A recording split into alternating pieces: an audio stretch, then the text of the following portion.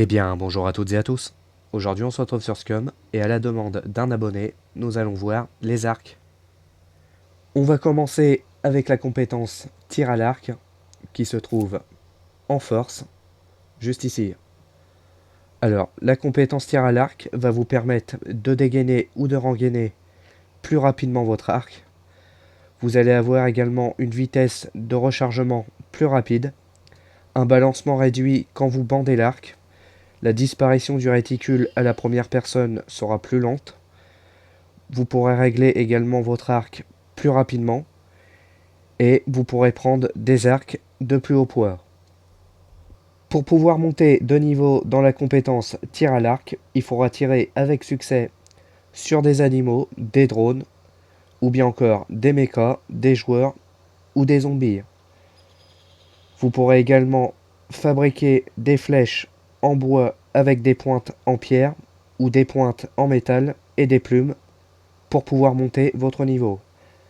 Attention, tirer sur des cibles n'augmentera pas votre niveau de compétence. Il faut savoir également que le niveau de compétence ne peut être augmenté que si le joueur a suffisamment de points en force. Alors, pour être en basique, il vous faudra 0,5 points. Pour être en moyen, il vous faudra 1,5 points. Et pour être en avancé, il vous faudra 3 points en force. Plus vous avez de force, plus vous pourrez utiliser un arc avec du poids, donc un arc plus puissant. Et plus l'archer est fort, plus il pourra tenir en pleine allonge plus longtemps. Il va y avoir aussi une autre statistique qui va être intéressante de monter, ça va être la dextérité.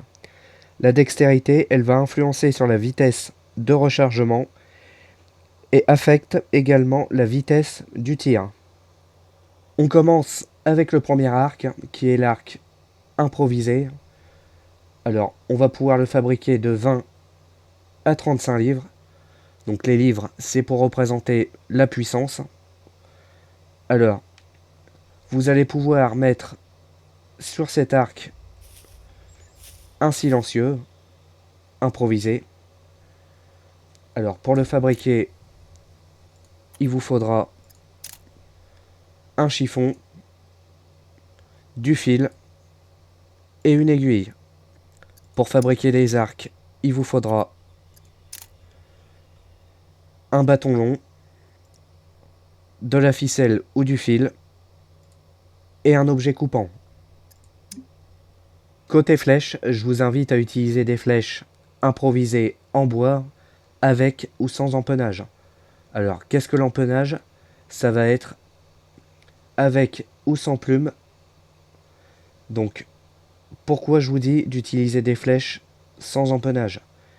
Il faut savoir qu'il est préférable d'utiliser des flèches sans empennage avec des arcs à faible poids, donc comme cela-là, car ils ont une colonne vertébrale, donc la tige, on appelle ça une colonne vertébrale, qui est assez fragile, et donc si vous l'utilisez avec des arcs à fort poids, elles voleront légèrement vers la droite.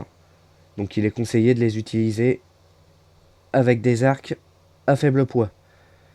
Il faut savoir aussi que les flèches sans empennage vont avoir moins d'influence avec le vent qu'avec des flèches avec empennage, donc avec des plumes, que vous pouvez également utiliser. Et vous pouvez aussi utiliser les flèches avec empennage et une pointe en pierre. Donc ces trois flèches-là, vous pouvez les utiliser avec ces arcs-là. Petit oubli, avec l'arc improvisé, vous pouvez utiliser le silencieux d'arc coulissant et les flèches en bois improvisées avec une pointe en métal. On passe aux arcs recourbés. Alors les arcs recourbés, on va les trouver la plupart du temps dans les zones non militaires. Il en existe 7 versions. Alors ça va de 40 en puissance jusqu'à 100. Côté équipement, vous allez pouvoir lui mettre le silencieux d'arc improvisé ou le silencieux d'arc coulissant. Côté flèches, je vous conseille d'utiliser des flèches en métal. Alors soit à tête normale ou à tête large. Il faut savoir que les têtes larges font plus de dégâts que les têtes normales. Vous pouvez aussi utiliser des flèches explosives. Alors pourquoi des flèches en métal? Il faut savoir qu'ils sont plus rigides que les flèches en bois et ils seront plus durables. Ils sont également idéaux pour les arcs de puissance moyenne, donc comme ce type d'arc là.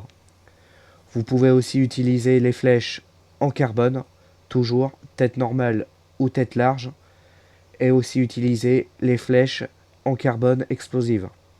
Attention, contrairement aux flèches en carbone, il faut savoir que les flèches en métal, s'ils sont trop abîmés, ils peuvent se tordre et cela va influencer sur la trajectoire de votre flèche. Donc faites bien attention à la qualité de vos flèches en métal. On continue avec les arcs à poulie. Alors il faut savoir que les arcs à poulie, c'est les arcs les plus puissants du jeu.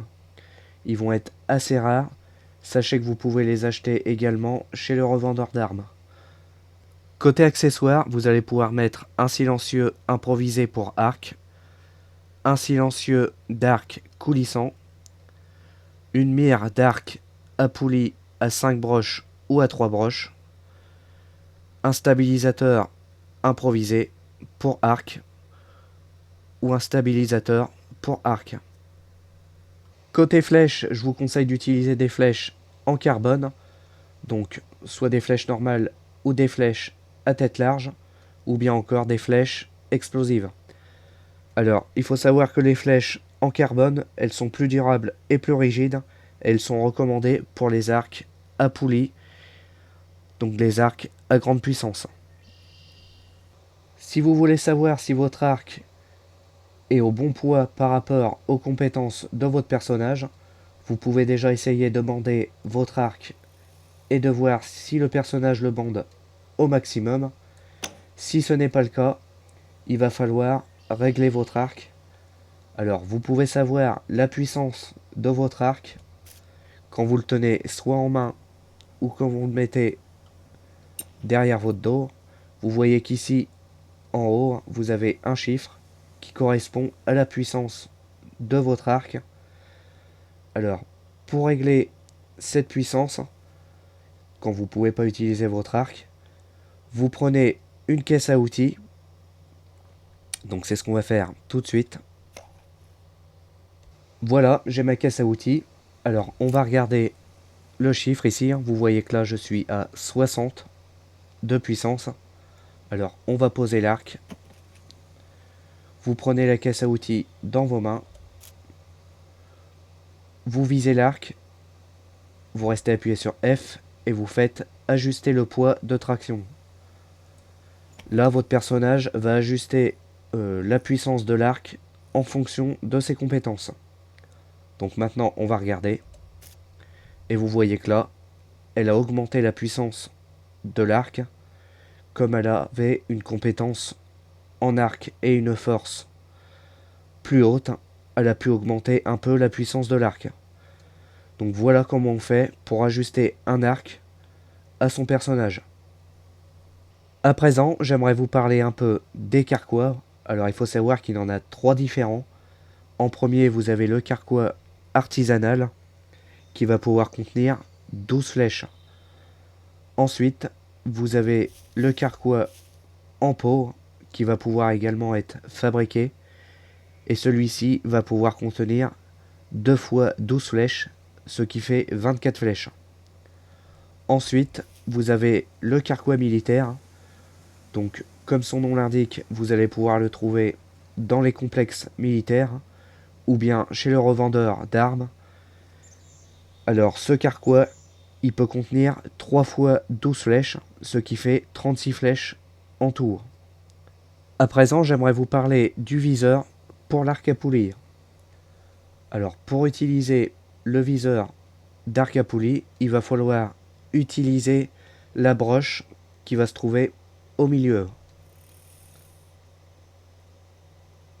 Vous voyez, vous mettez la cible bien sur la broche du milieu et normalement, vous tirez dans le cercle jaune. Vous voyez. Donc surtout, utilisez bien la broche qui se trouve au milieu des deux autres pour pouvoir tirer correctement au milieu. Alors, pour le viseur à 5 broches, ça va être la même chose.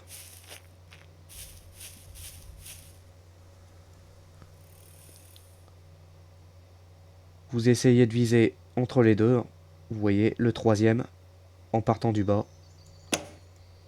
Et normalement, vous devriez tirer au centre.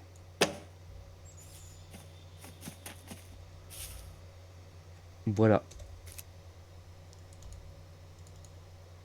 Ensuite, plus vous êtes loin de votre cible, plus il faudra ajuster en conséquence.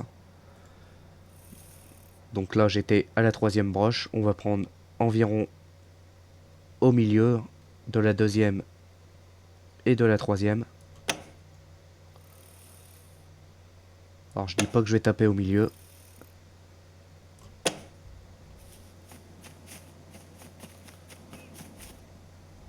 Voilà, vous voyez que là, ça a presque tapé au milieu. Et pourtant, j'ai pas visé avec la troisième broche, mais entre la deuxième et la troisième. Alors voilà les survivants, c'est ici que s'achève la vidéo sur les arcs. J'espère qu'elle vous aura plu. J'espère qu'elle vous permettra également de mieux tirer à l'arc.